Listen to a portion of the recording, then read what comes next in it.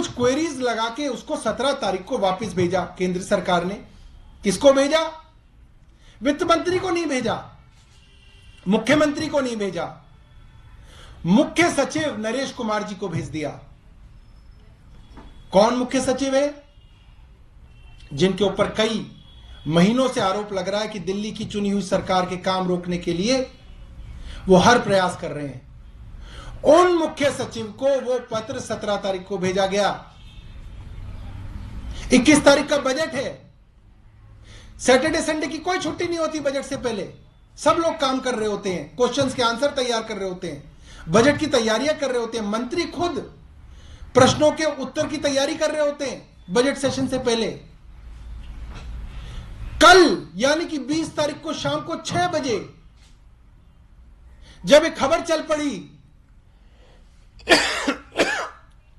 कि दिल्ली का बजट अब तक केंद्र सरकार ने रोक दिया है, तब मुख्य सचिव 6 बजे जो है वित्त मंत्री को कहते हैं कि केंद्र सरकार की तरफ से रुकावटें आ गई हैं। क्यों नहीं दिखाया गया वित्त मंत्री को पहले? इतना बड़ा षड्यंत्र मुख्य सचिव किसके कहने पे कर रहे हैं? यह सवाल तो बनता है, दिल्ली वालों का सवाल है। आपके पास 17 तारीख से बजट जैसी इतनी सेंसिटिव संवेदनशील चीज की चिट्ठी आई हुई रखी है। केंद्र सरकार ने कहा कि हम आपका बजट रोक रहे हैं, आप 3 दिन तक उसको छुपा के बैठे हैं। किसके मुख्य सचिव हैं आप? दिल्ली के मुख्य सचिव हैं या दुश्मन हैं आप दिल्ली के? यह काम कोई मुख्य सचिव कैसे कर सकता है किसी राज्य के अंदर? वित्त सचिव कहां है इस दिल्ली के? दिल्ली का बजट पेश नहीं हो रहा, केंद्र सरकार ने कहा रोक दिया, वित्त सचिव मुख्य सचिव घर बैठे हैं, छुपा के बैठे हैं, षड्यंत्र कर रहे हैं सरकार के खिलाफ। रात को 6 बजे पता चला, वित्त मंत्री ने तुरंत उसका जवाब बनाया, मुख्यमंत्री जी ने 9 बजे तक फाइल देखी और वो एजी साहब को सौंप दी। रात को 3 घंटे का काम था, जिसके लिए 3 दिन तक मुख्य सचिव छुपा के बैठे रहे। ये तो बहुत शर्म की बात है। यह केंद्र के इशारे के बिना तो संभव नहीं है। नहीं तो मैं केंद्र सरकार से कहता हूं कि आप निकालिए मुख्य सचिव और वित्त सचिव को आज। मतलब यह तो देशद्रोह से भी बड़ी चीज है। इससे बड़ा देशद्रोह क्या होगा कि आप एक राज्य के खिलाफ इतना बड़ा षड्यंत्र कर रहे हैं? और ये तो साफ है, इसके अंदर तो कोई इन्वेस्टिगेशन की जरूरत नहीं है, कोई जानकारी की जरूरत नहीं है, तो साफ है। केंद्र सरकार ना मुख्य सचिव को निकालेगी ना वित्त सचिव को निकालेगी। मैं जानना चाहता हूं एलजी साहब से, शाम तक निकालेंगे? नहीं निकालेंगे। और उसका कारण यह है कि यह षड्यंत्र केंद्र सरकार द्वारा किया गया है। केंद्र सरकार एक छोटे से दिल्ली राज्य के 2 करोड़ लोगों के खिलाफ यह षड्यंत्र क्यों कर रही है? मैं जानना चाहूंगा केंद्र सरकार से। प्रधानमंत्री जी से भी हम जानना चाहेंगे। प्रधानमंत्री जी को इस दिल्ली के 2 करोड़ लोगों ने 7 संसद के अंदर सीटें दी हैं। उनकी भी जिम्मेदारी है उतनी ही दिल्ली के प्रति जितनी किसी और की है। यह कैसे संभव है कि इस तरीके के षड्यंत्र हो रहे हैं? एलजी साहब चुप क्यों बैठे हैं षड्यंत्रों के लिए? केंद्र सरकार चुप क्यों बैठी है इन षड्यंत्रों के लिए? यानी कि षड्यंत्र केंद्र सरकार की इशारे पे किए जा रहे हैं और दिल्ली के खिलाफ किए जा रहे हैं। दूसरी बात, यह कैसी संवैधानिक व्यवस्था है?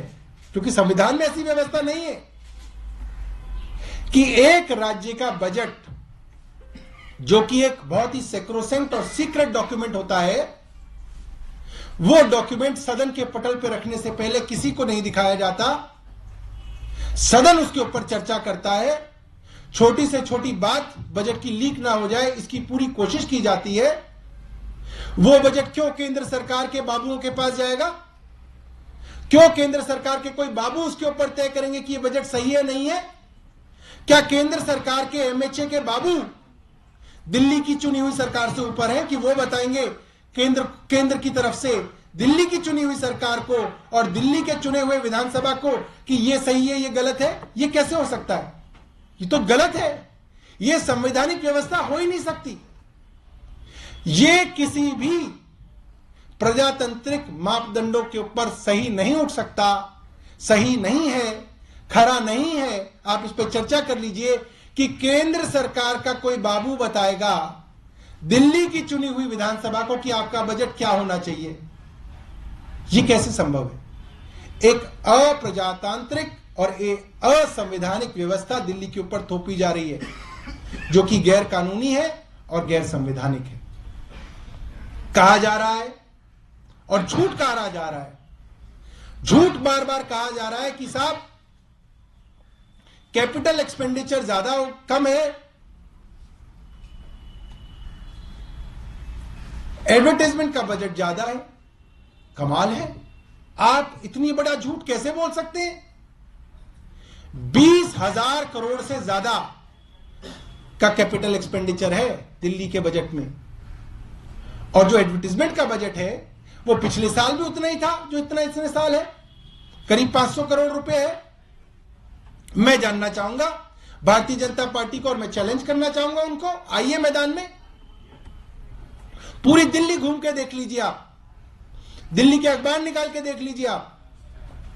पूरी दिल्ली में भारतीय जनता पार्टी के उत्तर प्रदेश के मुख्यमंत्री योगी जी, हरियाणा के मुख्यमंत्री खट्टर जी, कभी उत्तराखंड के मुख्यमंत्री धामी जी, कभी मध्य प्रदेश के भाजपा के मुख्यमंत्री शिवराज सिंह चौहान जी, इनके होर्डिंग लगे हुए हैं पूरी दिल्ली में। हर बस स्टैंड पे इनके होर्डिंग लगे हुए हैं। और गुड़गांव के अंदर आप चले जाइए तो एक खंबा नहीं मिलेगा आपको, मेट्रो का एक खंबा जिसके ऊपर प्रधानमंत्री और खट्टर जी के होर्डिंग ना लगे हो। आप जाके देख लीजिए, आप जिधर नजर घुमाएंगे वहां पे भारतीय जनता पार्टी के मुख्यमंत्री और प्रधानमंत्री दोनों की तस्वीरें नजर आएंगी। आपको वो नजर नहीं आती, वो एडवर्टाइजमेंट। दिल्ली के अंदर क्या हक है उनको एडवर्टाइजमेंट देने का? वो तो यूपी और मध्य प्रदेश से भी दिल्ली में एडवर्टाइजमेंट करेंगे, और दिल्ली की सरकार एडवर्टाइजमेंट करे तो केंद्र सरकार का कोई बाबू बताएगा हमें कि हमको क्या हक है क्या हक नहीं है। ये गलत है और ये झूठ है, और ये बहुत शर्म की बात है कि केंद्र सरकार ऐसे झूठ जो है प्लांट कर रही है। ये नहीं करना चाहिए, ये बहुत शर्मनाक है। Sir, has the budget been sent now to the MHA by the Chief Minister's office? I have no knowledge about it. What I know is that yesterday night at around 9 p.m. it was sent by the Honorable CM to the Honorable LG. Saurav, there has been talks of the CM inviting Chief Ministers of non-Congress ruled states. I have no idea about it. Saurabh, ये भी कहा जा रहा है कि केजरीवाल सरकार ने पिछले 2 साल में जो प्रचार की जो राशि है उसको 2 गुना किया। अभी तक तो कह रहे थे कि वो 1 साल में किया। मैं आपको ये बता रहा हूं, पिछले साल जितना था वो भी तो बजट केंद्र ने ही अप्रूव किया, वो बजट भी तो एलजी ने अप्रूव किया। इस साल भी उतना ही है। जो बार बार कहा जा रहा था कि बढ़ गया, कहां बढ़ गया? झूठ बोला जा रहा है। और कमाल की बात है कि एलजी दफ्तर से झूठ बोला जाता है और उसकी कोई जवाबदेही नहीं है। झूठ बोल देते हैं और फिर हंसने लगते हैं कि ठीक है कोई बात नहीं। सौरभ, ये जो आप कह रहे हैं कि फाइल भेजी गई कल रात को 9 बजे, तो अब ये माना जाए कि दिल्ली सरकार की तरफ से कोई और औपचारिकता नहीं करनी है, फाइल भेज दी गई है एलजी को। दिल्ली सरकार की तरफ से 10 तारीख को सारी औपचारिकता पूरी हो चुकी थी। 10 तारीख को, उसके बाद कुछ नहीं बचा था। ये सारा का सारा जो षड्यंत्र है ये केंद्र सरकार रच रही है, और षड्यंत्रों की कोई सीमा कोई ना, वो फिर कोई नया षड्यंत्र रच सकते हैं। सौरभ, कल रात को आपने कल रात को 9 बजे मुख्यमंत्री जी ने भेज दिया है।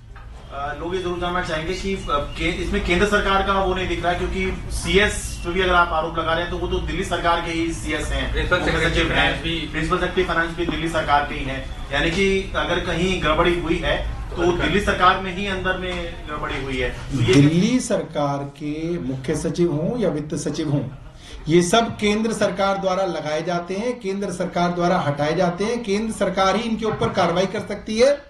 केंद्र सरकार ही इनको जो है यहां से हटा के अंडमान निकोबार भेज सकती है। ये दिल्ली सरकार के हाथ में नहीं है। ये सारे अफसर, कौन अफसर क्या काम करेगा, अच्छा करेगा बुरा करेगा, सब केंद्र सरकार और एलजी जो है इसको देखते हैं। इसीलिए केंद्र सरकार के इशारे पे पूरा का पूरा काम होता है। इसीलिए सुप्रीम कोर्ट के अंदर जो सर्विसेज का मैटर है वो लंबित है, क्योंकि सुप्रीम कोर्ट के अंदर दिल्ली की चुनी हुई सरकार गई है कि साहब आप ये बताइए कि अगर अफसर लगाया केंद्र सरकार द्वारा जाएगा, हटाया केंद्र सरकार द्वारा जाएगा, ट्रांसफर उसका केंद्र सरकार करेगी, तो वो वही करेगा जो केंद्र सरकार कहेगी। अगर आज कोई अफसर केंद्र सरकार की बात नहीं मानेगा तो उसको हटा के गोवा भेज देंगे, उसको हटा के अंडमान निकोबार भेज देंगे, उसको बंगाल की खाड़ी में भी भेज सकते हैं वो लोग। हम तो नहीं कर सकते ये। इसीलिए सारा का सारा मामला सुप्रीम कोर्ट में ये है कि इन अफसरों की ट्रांसफर, पोस्टिंग और इनको जो काम, कौन काम क्या करेगा, और अगर कोई काम गलत काम करता है तो उसके ऊपर कार्रवाई, इसका अधिकार दिल्ली की चुनी हुई सरकार को होना चाहिए।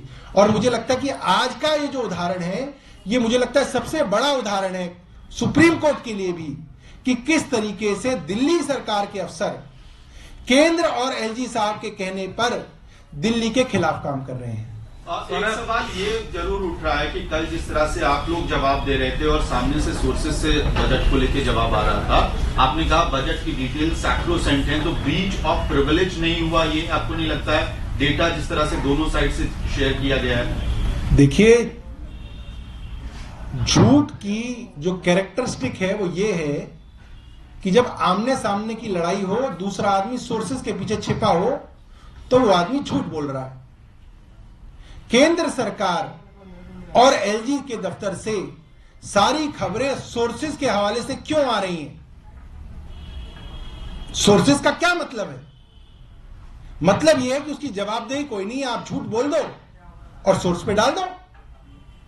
दिल्ली सरकार की तरफ से वित्त मंत्री ट्वीट कर रहे हैं अपनी स्टेटमेंट खुद अपने हैंडल से, मुख्यमंत्री अपने हैंडल से ट्वीट करके कह रहे हैं कि यह सच्चाई है। एलजी साहब अपने हैंडल से कुछ नहीं कह रहे, ना केंद्र सरकार की तरफ से कुछ कहा जा रहा। सोर्स के नाम से झूठ जो है फैलाया जा रहा है, प्रोपेगेंडा किया जा रहा है। यह एलजी साहब के दफ्तर को शोभा नहीं देता और ये ब्रीच ऑफ प्रिविलेज है। एलजी साहब के दफ्तर से ब्रीच ऑफ प्रिविलेज हो रहा है और लगातार हो रहा है। सर, ये जो कल जवाब भेजा गया है, क्या इसमें आपने कोई बदलाव किया है या फिर आप लोग अपनी बात पे अड़े हुए हैं कि जो हमने प्रस्ताव तैयार किया था वही सही है? अब वही तो बात है, ये प्रस्ताव क्या आया क्या गया, ये सीक्रेट है, ये सैक्रोसेंट है, ये बहुत पवित्र है। इसको यहां पे डिस्कस नहीं किया जा सकता। जो एलजी साहब और केंद्र सरकार कर रहे हैं, ये शर्मनाक है कि वो ये कर रहे हैं। आज बजट पेश नहीं होगा। देखिए, आज असेंबली के एजेंडे में बजट लगा हुआ है। वो जो है बिजनेस एडवाइजरी कमेटी उसको डिसाइड करती है। वो जो एजेंडा लगा हुआ है वो बदला नहीं जा सकता, वो एजेंडा तो लगेगा। वित्त मंत्री खड़े होंगे और हाउस चाहेगा कि वो बजट पेश करें। इन कामों पे असर पड़ जाएगा तो अप्रूवल नहीं मिलता है, लेट भी होती है। भाई सब चीजों पे ही फर्क पड़ जाएगा। ना अस्पतालों के अंदर डॉक्टरों के पास तनख्वाह होगी, ना दवाइयों के लिए जो कॉन्ट्रैक्ट में जो दवाइयां मिलती हैं, जो टेंडर होते हैं, उनको दवाइयों के पैसे दिए जाएंगे। जो मुफ्त के अंदर टेस्ट जो है प्राइवेट लैब में किए जाते हैं उसका पैसा रुक जाएगा। महिलाओं को जो मुफ्त यात्रा मिलती है बस के अंदर वो रुक जाएगा। आपको जो सब्सिडी मिलती है वो रुक जाएगी। आपको जो पानी में 20,000 लीटर मिलते हैं फ्री वो रुक जाएंगे। सब कुछ रुक जाएगा। पूरी दिल्ली सरकार का एक एक वेलफेयर का काम, जिसके ऊपर गरीब आदमी आश्रित है, जिसकी तनख्वाह और उसका पूरा घर जो है उससे चलता है, वो सब रुक जाएगा। ये बहुत बहुत गंभीर मामला है। Saurabh, you said that the budget has been scheduled for today as it has been decided by the BAC, and the finance minister is going to stand up to speak. But what is he going to say? He should present the budget. If the budget is If the government has something to say, then let the government say in the house. I am here not representing the government. I am representing party. So basically, I'll stand for the house here. Saurabh, साथ ही आपने कहा कि इस बारे में जानकारी नहीं है, लेकिन ये मामला क्या है? 2024 के लेकर हम बात कर रहे हैं। क्या कोई चिट्ठी लिखी गई है ऐसे मुख्यमंत्रियों को इससे पहले भी, क्योंकि मनीष सिसोदिया के मामले? देखिए, मैं आपको सही बता रहा हूँ, मेरे को उसकी जानकारी नहीं है। अगर होती तो मैं आपको बताता।